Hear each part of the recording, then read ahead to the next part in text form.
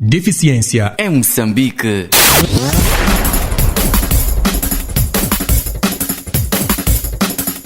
Saudações, amigo ouvinte, está no ar o seu programa que é transmitido em mais de 80 rádios comunitárias em Moçambique. Este espaço dá voz às pessoas com deficiência. Está na companhia de Abdurrahman Ibrahimo. Obrigado pela preferência e ótima escuta. Este programa tem apoio à produção da TV Surdo. O Decreto 53/2008 fala de acessibilidade em locais públicos, como mercados, mas nas cidades de Maputo e Matola, por exemplo, a acessibilidade continua a ser um sonho não concretizado. Por isso, os voluntários do FAMOD fazem trabalho de sensibilização para a criação de condições de acessibilidade para esta camada social. Acompanha a reportagem. Deficiência em Moçambique. Hipólito e Micaela Rufino são voluntários de FAMOD, promoveram campanha de sensibilização nos principais mercados das cidades de Maputo e Matola, por serem locais que têm muito aglomerado de pessoas. Apesar de persistirem desafios, os ativistas fazem balanço positivo dos 4 dias de sensibilização. Os 4 dias que nós enfrentamos nos mercados de Mercado Santos, mercados de João Mateus e mercado do Fajardo e Malanga e outros mercados nós conseguimos lá chegar. Foram mensagens realmente de sensibilização, de poder remover as barreiras para as pessoas com deficiência. Em alguns mercados realmente não fomos bem recebidos, tivemos dificuldades e mesmo com essas dificuldades realmente tivemos que enfrentar e para tornar que o nosso trabalho realmente fosse um sucesso. Porque o objetivo é tirar as crianças com deficiência de casa para poderem serem livres e, acima de tudo, sensibilizar as mães que estão nos mercados a vender para que não escondam os seus filhos que estão aí em casa. Porque o objetivo desse trabalho realmente é poder realmente remover as barreiras das pessoas com deficiência. E como primeira experiência para mim, foi uma experiência realmente muito incrível, poder marchar, poder caminhar, fazer discurso. Para mim foi um desafio muito enorme. Desde já agradecer o FAMOD e o Giga pela oportunidade que eles me deram. Sair daqui com uma experiência e com uma bagagem que eu vou carregar para o resto da minha vida. E foi um enorme prazer poder aprender, e se tratando do último dia deste trabalho.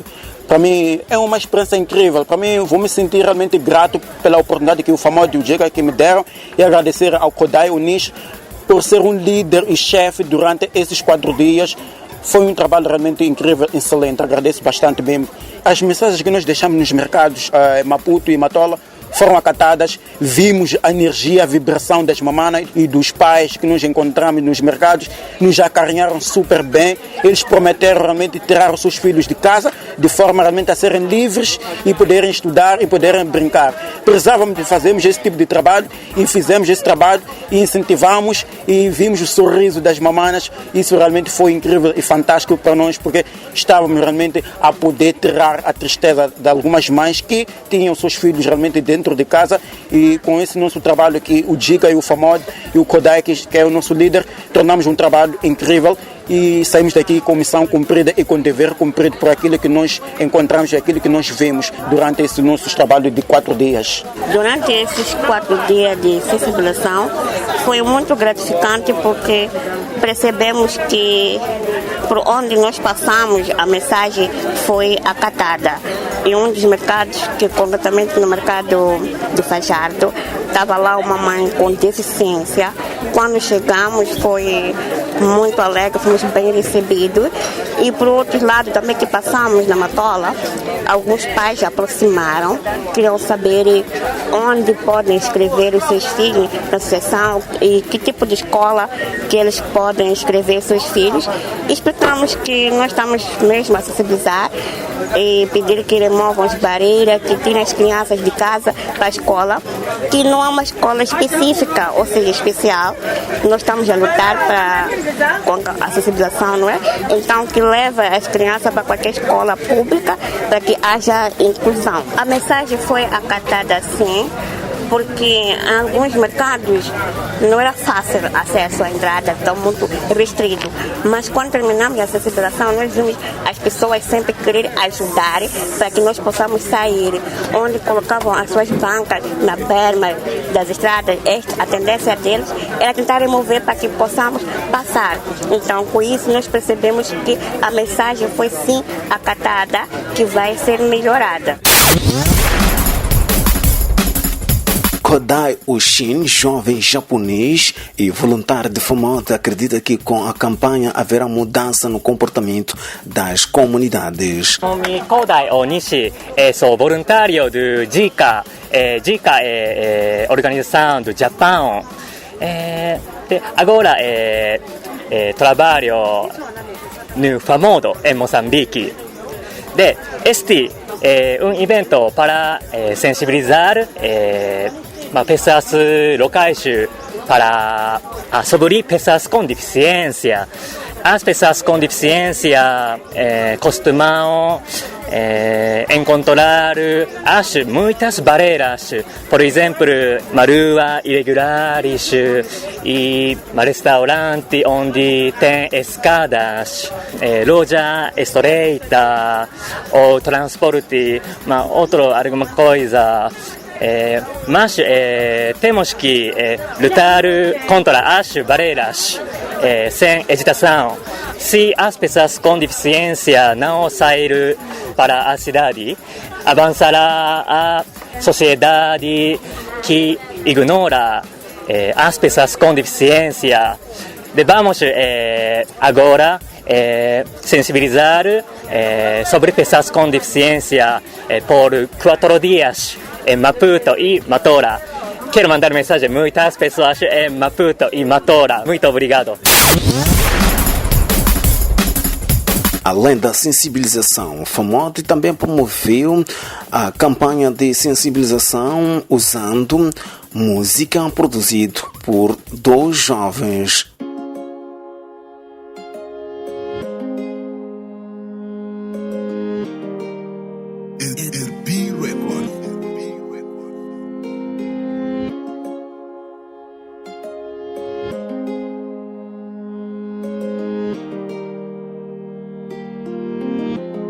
Shiva bisango flow Pangana vachalangana Pamuna kulimala Vateka vachukumeta Shiva bisango flow Pangana vachalangana Pamuna kulimala Vateka vachukumeta Wanyani voyo tangana ningozi Akukule nikabona Kutani valimala Atishakati valavi Aikuna Eu quero saber Qual é a diferença A diferença Se somos todos humanos Essa deficiência Não escolhi Não escolhi Para ser assim Mina não é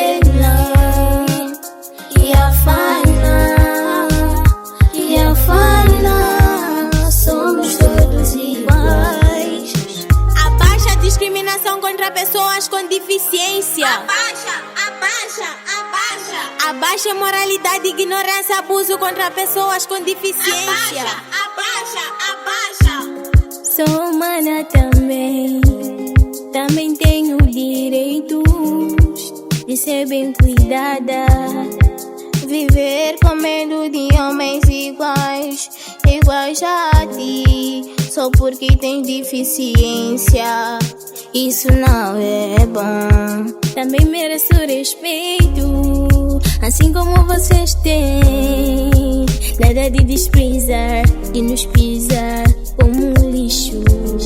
Se coloque no meu lugar, diga lá o que farias se fosse desprezada pelos mais velhos e menores. Essa deficiência não escolhi. Não escolhi para ser assim. Mina não é não. E a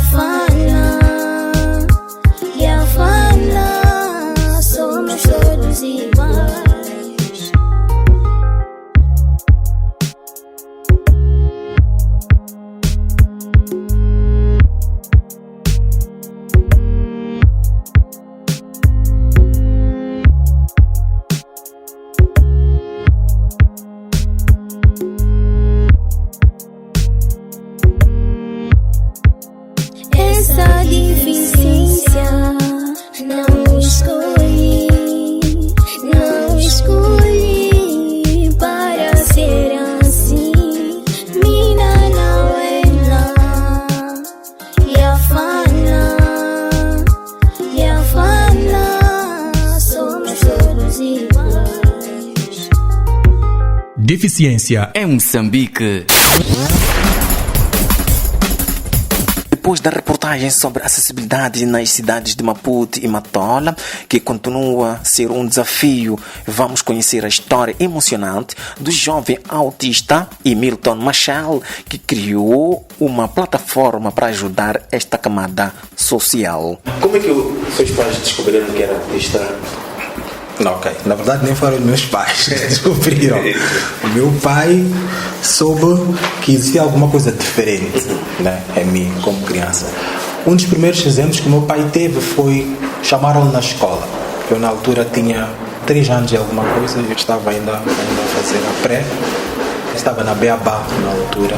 Estava na Beabá? Sim, e notaram que eu era uma criança que estava por vezes muito mais no meu canto, mas que associado a isso havia facilidades que eu tinha de ler, facilidades que eu tinha em escrever algumas coisas. E eu era muito novo ainda para a idade que eu tinha. No tempo de escola também, meu pai foi chamado a atenção com relação a algumas habilidades que eu tinha. Eu tinha alguma destreza em algumas coisas, mas também tinha alguma atenção muito virada para outras coisas. Autismo ainda nem sequer era conhecido em Moçambique, então dificilmente as pessoas podiam pensar que isto tivesse alguma coisa a ver com autismo. Mas agora, no decorrer da minha vivência ou da minha convivência com pessoas no meu dia a dia, sempre acreditava que alguma coisa meio estranha existia, porque eu via as outras pessoas como elas reagiam, como reagiam, e eu sentia-me mais no meu canto. Posso talvez agradecer, tenho uma família que era muito mais compreensiva e ninguém ligava muito a isso, cada um tinha o seu espaço, eu também ficava mais para o meu canto, mas eu era ligado mais às coisas que via, tudo que era novo para mim eu queria estar lá, queria mexer, em vez de conviver e rir com as outras crianças, eu preferia estar a investigar ou a correr a saber o que eram aquelas coisas. Então são estas coisas que me chamavam mais a atenção. Tanto é que a primeira televisão que tivemos, acabei abrindo, o computador acabei abrindo, enfim. Todas estas coisas já que foram chamando a atenção de que realmente existe alguma coisa diferente nesta criança. Meus avós, meus tios também notavam que realmente existia alguma coisa diferente comigo, mas nunca conotaram isto como autismo. Na convivência com as outras pessoas lá fora, facilmente podiam conotar-me como maluquinho, porque eu fazia coisas que eram um pouquinho fora do comum, como ser persistente, como dar muros à parede e não sentir dor com isso. Há um exemplo que eu vou dar aqui que é um bocado estranho, mas olha, eu na altura devia ter 9 anos. Nós vivíamos no prédio de 3 andares, tínhamos o terraço e depois no terraço ainda tem aquele tanque de água que tem nos prédios. Então eu estava no tanque de água do prédio. Então basicamente estou no 5º, quase 6º andar. E os meus vizinhos, têm os vizinhos bem mais velhos, perguntaram se eu podia saltar. Eu já assistia a filmes naquela altura, eu disse que eu posso saltar. É engraçado, eu pulei lá para baixo do prédio. Por sorte eu estou aqui vivo. E depois eles correram para a minha casa para avisar, o marido saltou lá para baixo. Quando saem os meus familiares para ver, eu estou a subir as escadas. Foi por muita sorte mesmo ter. Mas é para ver que eu não tinha noção de que aquilo realmente é uma coisa má. Então as crianças autistas também não têm esta noção de perigo. Elas facilmente podem se envolver numa situação em que é de perigo, mas eles não notam que há perigo nesta situação. Tanto é que mesmo é fácil uma criança autista sair para a rua e facilmente acabar sendo levada por alguém, porque ele não vê maldade nestas coisas. Então é o exemplo que eu queria dar. Eu não sabia que era autista. Notava que realmente havia algumas coisas em mim que eram meio diferentes, que eram diferentes das outras crianças e que, eu achava que, enfim, eu sou diferente. Quando é que eu me apercebo de que existe alguma coisa em mim que realmente chamaria a atenção? Eu estava na África do Sul, já tinha 33 anos nessa altura, e o médico que me atendeu perguntou-me se eu tinha algum tipo de condição ou se eu teria passado por algum tipo de teste por uma certa condição. Eu perguntava por que ele estava a dizer isso. Ele disse porque ele está a notar que existem algumas coisas em mim que não são para pessoas neurotípicas, ou não são para pessoas normais. E foi quando ele fez o primeiro exame. Este exame foi o exame escrito, primeiramente. Este exame demonstrava que eu tinha tendências para autismo. Coisas como convivência, se eu convivia normalmente com as pessoas, como é que eu me comportava, o que é que me chamava mais a atenção, enfim. Então, inicialmente era um caso de hiperlexia, ter esta habilidade para começar a ler mais cedo, ou pegar as coisas mais rápido, ter coisas que eu desenvolvia com mais facilidade, mas a hiperlexia foi associada ao autismo. Então foi ele que me disse que hiperlexia é uma das áreas do autismo. Então só aí é que eu soube que realmente que então existe esta área que é autismo. Então comecei a ler mais, a investigar mais e consegui encontrar realmente coisas que realmente se enquadravam àquilo que foi a minha vivência desde que eu era mais novo. Então encontrei aqui resposta Para aqueles que diziam que era maluquinho, então eu disse, não, eu sou um maluquinho, na verdade não sou um maluquinho, mas sou um autista. Não visto como uma desvantagem, também não vi como uma vantagem, ele visto como uma naturalidade. Talvez porque já era bem mais velho, então já conseguia lidar com algumas coisas, mas eu acredito que não foi para mim um problema. Muito pelo contrário, colocaram numa situação, então fui buscando soluções para aquele tipo de situação. Eu não dizia a ninguém que era autista, as pessoas também não sabiam exatamente o que é autismo. Tive relações em que não disse às pessoas que era autista, também não sabia como é que as pessoas haviam de lidar com isto. Realmente falar de autismo é realmente algo novo em Moçambique. As pessoas só estão a ouvir ou vão se percebendo que existe uma certa condição que é autismo, é algo recente. Mas outro exemplo que eu posso dar é que eu convivi com pessoas também que são autistas. Por exemplo, eu tive uma relação, basicamente 10 anos, em que ela tem um irmão que é autista, mas podíamos pensar que este irmão também tem uma certa condição e acreditarem que talvez é meio desleixado, alguma coisa assim, mas é autismo. E já convivi com outras pessoas também que são autistas. Talvez porque eu tenho este lado sensível, eu sou mais aproximado destas pessoas, costuma dizer que existe uma certa frequência que chama-nos a atenção. Eu podia dar o caso, por exemplo, do meu filho, agora esteve cá, ele aproximou-se a alguém que estava mais com uma certa condição, porque havia alguma certa coisa que lhes ligava ali, que lhes chamava a atenção. Então, há uma certa frequência para que realmente acaba ligando pessoas com autismo. Então, eu já era mais próximo a essas pessoas, conseguia mais perceber essas pessoas. Então, porque realmente havia alguma coisa a mim também que me chamava para estas pessoas. Então, isto foi uma das coisas principais que me levou a procurar soluções para casos em que existissem pessoas com autismo. Então, foi isso que me motivou realmente a criar a plataforma. E criei esta plataforma, mas não só para autistas. Criei uma plataforma para várias coisas. Que era uma plataforma mais de saúde e bem-estar. Fui reunindo com alguns órgãos aqui que pudessem associar também a esta plataforma. Enfim, trazendo algumas soluções para resolver algumas questões que eram questões do nosso dia a dia. Então, dentro desta plataforma existe lá o portal do autista. E pelo portal do autista é possível encontrar lá o que é o autismo, como lidar com o autismo, tem lá dicas também. É possível também a partir daqui a pessoa entrar em contato com psicólogos, pessoas que podem atender a determinadas causas.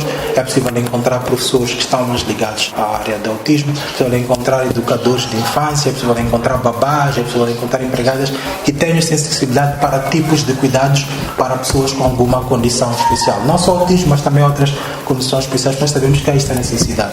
Quando nós queremos contratar alguém, deixamos esta parte, mas temos alguém que tem necessidades especiais, é sempre bom perguntar: tens alguma experiência nesta área? Tens alguma experiência para necessidades especiais? Então, isto também era para acabar cobrindo este déficit que nós temos em relação a pessoas com algumas necessidades. Está a sentir que está a ser usada esta plataforma? Bom, a plataforma eu criei com o link disponível na internet e tem muitos acessos, mas tinha acessos de muitas pessoas de fora. Eu sempre pauto pela privacidade.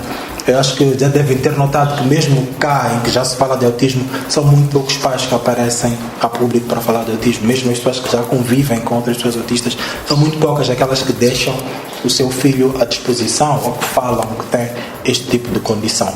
As pessoas estão lá, mas elas sempre são mais reservadas. Mas o que está a acontecer? As pessoas não se abrindo. Bom, eu acho que o principal problema da nossa sociedade é confundir-se o autista com um maluquinho. Confundir-se o autista como alguém que passou talvez por algum trabalho, ou foi enfeitiçado, alguma coisa assim, ou assim. Então eu acho que é muito isto.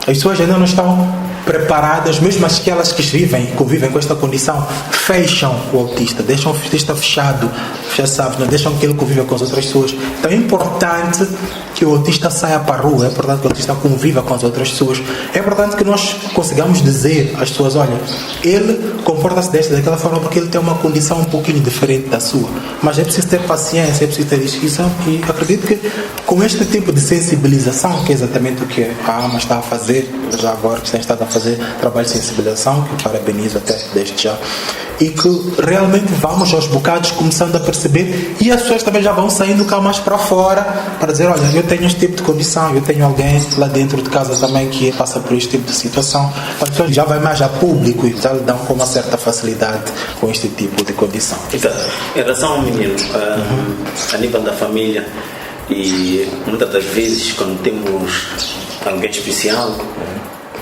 quando vamos a festa de família, festa, sei lá, deixa muitas vezes em casa ou sente o pai ou os pais deixam aquela criança com babás. Como é que tem sido feito isso a nível da tua família? Quando é uma festa de convívio familiar ou por aí? Ok. Para o nosso caso é diferente porque o nosso filho Júnior, desde que ele é pequeno, ele tem a mesma babá até hoje. Então ele conhece aquela babá, ele dá muito bem com aquela babá e então é mais fácil ele interagir com ela. Mas quando vamos para questões de coisas sociais, temos que ser nós pais, somos nós pais mesmo que temos que estar ali a prestar atenção para algumas coisas, e sempre que ele faz alguma coisa em que para os olhos dos outros não é normal, somos nós que temos que estar ali a dar atenção. Olha, não, é porque ele é autista e tem uma condição diferente, por isso pode se portar assim. É engraçado que as crianças facilmente percebem.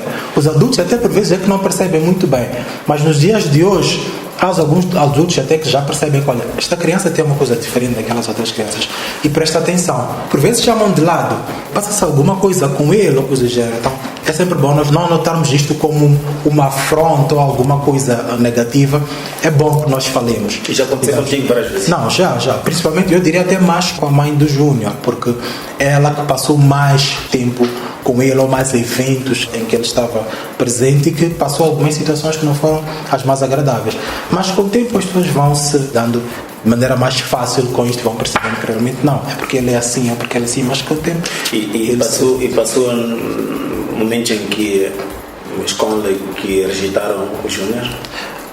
O Júnior teve sorte. O Júnior teve sorte porque ele entrou para a pré numa escola, e nessa escola ainda ele não demonstrava alguma coisa que fosse, vamos lá, talvez diferente de outras crianças. Ele era mais energético, era mais ativo, mas ela também na altura disse, olha, o meu filho é um pouco mais diferente em relação às outras crianças, e a escola aceitou o desafio. Vamos ver como ele interage. Ele deu bem com aquelas crianças, era um bocadinho de vezes no canto dele, mas também facilmente lhe dava. As crianças naquela idade é mais correr, brincar e depois param, mas tinha algumas restrições no que ele ia comer, há coisas que ele não aceitava comer, então olha, a mãe tinha que trazer alguma coisa sempre extra para suportar este déficit que pode se encontrar na escola. Então, porque ele foi para aquela creche e depois, quando vai começar o primário, esta mesma escola tinha também o ensino primário. É colocado naquela escola. O primeiro ano dele foi maravilhoso, ele tinha notas ótimas, mas no segundo ano, que é agora, ele já começa a apresentar algumas dificuldades. Mas essas dificuldades são dificuldades normais, são encontradas no dia a dia. Por quê? Porque a escola tem um modelo de educação que é para crianças neurotípicas, para crianças não consideradas normais.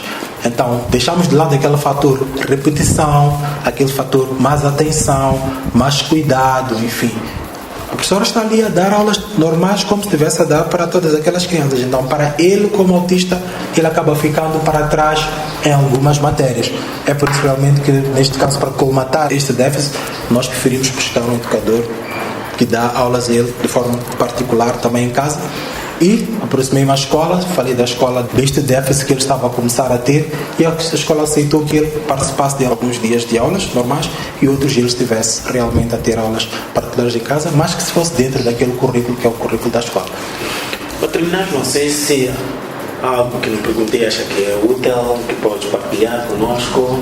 Bom, talvez falar deste fator escola, que é o mais importante. Eu acho que é possível fazer-se mais nas escolas. Um exemplo que eu costumo dar é mesmo nas escolas públicas. Mesmo quando é para crianças autistas, as crianças passam por muitas coisas em casa. Então, nós temos muitos psicólogos formados neste país, muitos mesmo. Temos muitos psicólogos que podiam estar a fazer alguma coisa também para a causa de muitas outras crianças. A escola tinha que ter um psicólogo, porque as crianças passam por situações em casa. Quando elas chegam na escola, elas podem ter um certo tipo de comportamento e não terem um bom aproveitamento. Eu queria falar de um transtorno que é ligado ao autismo, mas também por vezes não há. Há crianças que estão na sala de aulas, mas eles não têm atenção, eles não prestam atenção às aulas. São crianças que têm TDAH, neste caso, que é transtorno de déficit de atenção e hiperatividade. Algumas crianças têm esta dificuldade em perceber as coisas, então há necessidade de estar ali sempre a repetir para que elas peguem. Mas se existe um psicólogo na escola e diz, olha, uma criança está com um comportamento estranho naquela turma, e ele passa por esta conversa com o psicólogo, acredito que isto podia colmatar. É claro que as escolas privadas também são chamadas a contribuir para isto, porque a escola privada, neste caso, não depende de decisões que venham, neste caso, do aparelho de Estado, que são um pouquinho mais demoradas, mas eu acredito que podia-se começar pelas escolas privadas terem este espaço para depois nós seguirmos para a vertente da escola pública, não é? Então, para mim, todo o ensino, principalmente que devia ser um ensino inclusivo, não só para autistas, mas para vários outros tipos de condições que nós encontramos, porque as pessoas têm dificuldade em pegar. Nós temos uma escola especial cá, mas sabemos que os lugares são poucos, a adesão também é pouca, e neste caso os lugares são poucos, então há muita necessidade, as pessoas querem escrever lá, mas acabam ficando na fila de espera porque não há espaço. Então, se nós conseguimos enquadrar isto ao sistema de ensino normal, então vamos acabar tendo um currículo realmente que acaba abrangindo todo este tipo, vamos lá, de condições. Exato. As crianças não sabemos que podem não chegar ao ensino superior. Por que não se levar as habilidades dessas crianças a aproveitar? E qual é a sua opinião? Ok. É assim, as crianças autistas, nós olhamos para elas como pessoas distraídas, mas a distração dela é a atenção a uma certa coisa. Então, todas as crianças autistas têm esta habilidade. Alguma coisa lhes chama mais a atenção. Então, se nós conseguimos encontrar aquela coisa que lhe chama a atenção, se nós conseguimos levar a criança para desenvolver esta coisa que lhe chama mais a atenção, eu lhe garanto que ela vai fazer muito bem aquela coisa. Todos os casos, por exemplo, que eu conheço de autismo, para aquilo que o autista se dedicou, ele faz aquela coisa com perfeição. Por que ele faz aquela coisa com perfeição? Porque ele não tem a distração das outras coisas. Por exemplo, as pessoas neurotípicas, elas têm a distração de muitas coisas.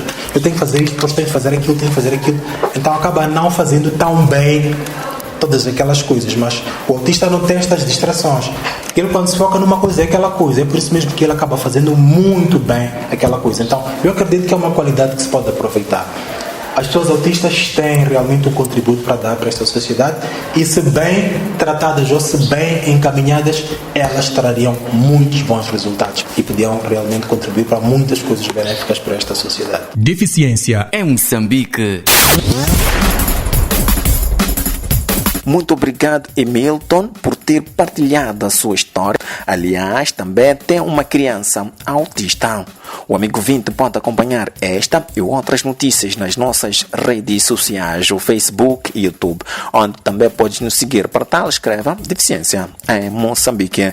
Não se esqueça também de fazer a sua subscrição e ajuda-nos a crescer. Estamos nos momentos finais do seu programa radiofónico Deficiência em Moçambique. Esteve na vossa companhia Abdurrahmane Ibrahimo. Este programa teve apoio à produção da TV Surdo.